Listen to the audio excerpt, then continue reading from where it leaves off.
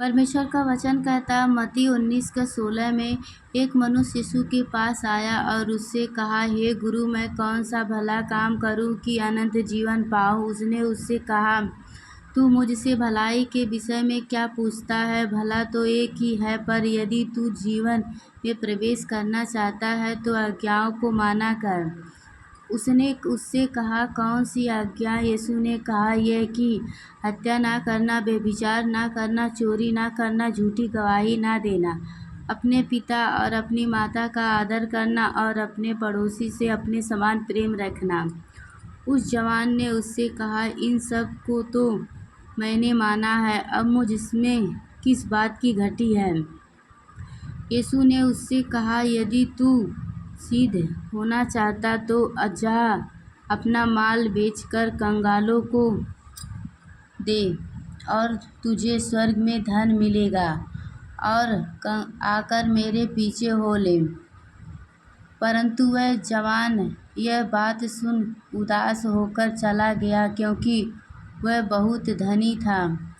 तब यीशु ने अपने चेलों से कहा, मैं तुमसे सच कहता हूँ कि धनवान का स्वर्ग के राज्य में प्रवेश करना कठिन है। तुम में से फिर कहता हूँ कि परमेश्वर के राज्य में धनवान के प्रवेश करने से ऊँट का सुई के नोक में से निकलना जाना सकता है। यह सुनकर चेलों ने बहुत चकित होकर कहा, फिर किसका उद्धार हो सकता है? यीशु ने उनकी ओर देखकर कहा, मनुष्य से तो यह नहीं हो सकता, परंतु परमेश्वर से सब कुछ हो सकता है। इस पर पतरस ने उससे कहा, देख, हम तो सब कुछ छोड़ के तेरे पीछे हो लिए हैं, तो हमें क्या मिलेगा?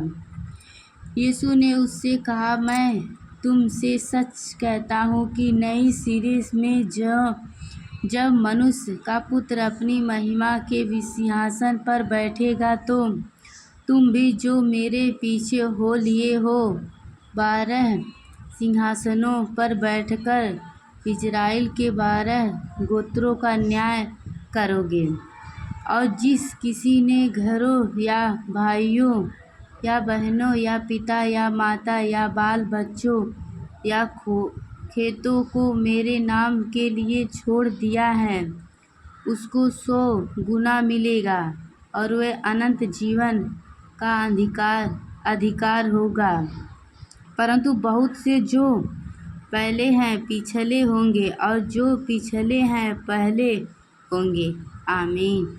आप सभी को जय मसीह की। God bless you.